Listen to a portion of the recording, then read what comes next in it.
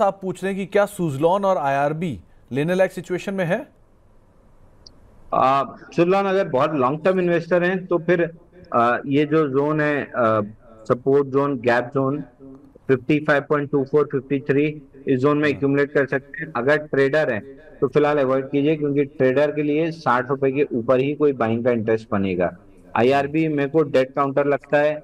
मैं full backs पे cell के मूड में ही रहूंगा। बहुत अच्छा काउंटर नहीं है। 39 वीक्स में 47% करेक्ट हुआ, वीक बाउंस था। सेलिंग ज्यादा है, बाइंग कम है। ओके। आईयूएल केमिकल, श्री ओम दलाल साहब हमारे मेंबर हैं, इनके पास पड़ा है 114 रुपए के दाम पे। यहां क्या करना चाहिए? 103 हफ्ते का बेस ब्रेकआउट आया था सर, 103 रुपए 50 पैसे पे। उसी को रिटेस्ट करके वापस चलने की कोशिश है। 2 से 3 हफ्ते का समय दीजिए। अगर अगले 3 हफ्ते में 120 पार कर लेता है तो स्टॉक में फिर 170 175 तक की रैली बनेगी। और अगर नहीं कर पाता है तो फिर एग्जिट कर लीजिए। ब्रेकआउट फेल होने की प्रोबेबिलिटी हाई होगी। फिलहाल ब्रेकआउट सक्सेसफुल हो रहा है। हमने अदानी का ओके। नाम लिया है, तो Adani power one of my favourite stock है। मुझे लगता है कि अभी करेंट जोन आप देखेंगे, करेंट जोन ऑलमोस्ट 150 के ऊपर अभी लास्ट क्लोजिंग आया है। कभी भी अगर आपको 125 से 135 ये जो रेंज है, इस रेंज के अंदर मिलता है, आप एक बार एक्यूमुलेशन करके जाइए, फ्रेश बाय करके जाइए। एक साल से व्यू से मुझे लगता है कि इसका टारगेट होना चाहिए ऐसे सीधा सीधा 100 पॉइंट ऊपर 250 एटलीस्ट 240 250 आपको आता हुआ दिखाई दे सकता है अदानी पावर। एवरेज अगर किसी के पास है तो एवरेज करने का सलाह है। फ्रेश आप 120 से लेके 135 के आसपास कीजिए, फ्रेश बाय करके जाइए। आप चाहो तो करेंट जोन से भी आप एक बार बाय करके जा सकते हो, लेकिन ज्यादा कंफर्टेबल फील होगा 135 125 कभी भी आता है एक डीप में। तो सो अदानी पावर बाय करके जाइए और स्टॉप लॉस मेंटेन रखिए 105 के आसपास का एक स्टॉप लॉस और करेंट जोन से 100 पॉइंट का एक टारगेट। 105 का स्टॉप लॉस, ठीक है सर। 105 का स्टॉप लॉस और यहाँ से ठीक 100 रुपये ऊपर 250 रुपये का लक्ष्य, यहाँ से 242 से लेके 250 तक के लक्ष्य आपको निर्धारित किए गए हैं। थोड़ा नीचे आ जाए, एक मुश्त पैसे अभी मत लगाइएगा। जो लेवल्स बताए गए हैं उसका ध्यान रखिए। वहाँ पर जाकर के आप फ्रेश बाई कर सकते हैं, एवरेजिंग कर सकते हैं, उसका ध्यान रखें।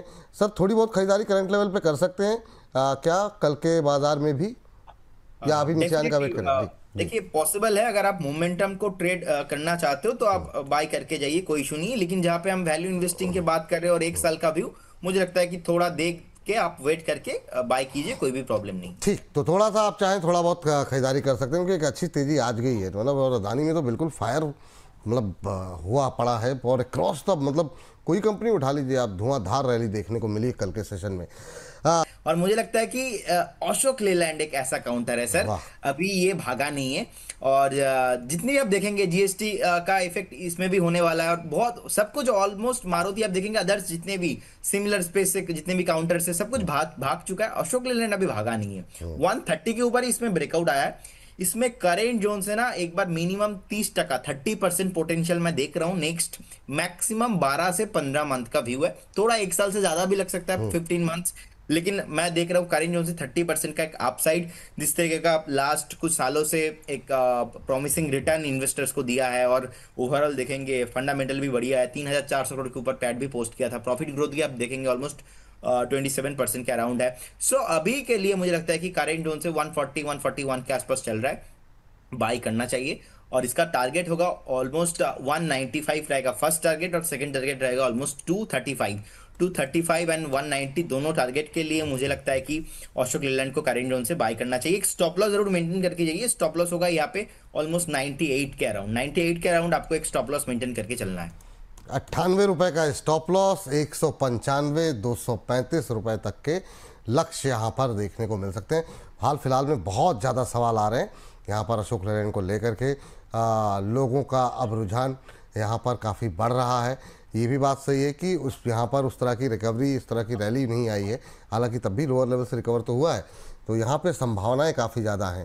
तो अशोक लेलैंड आज का हमारा आखिरी तीर, जो कि देगा मंदी के रावण को मात। हो गए हैं हमारे 10 शेयर पूरे। हमारे दोनों विशेष मेहमानों को धन्यवाद करने से पहले जरा सिलसिले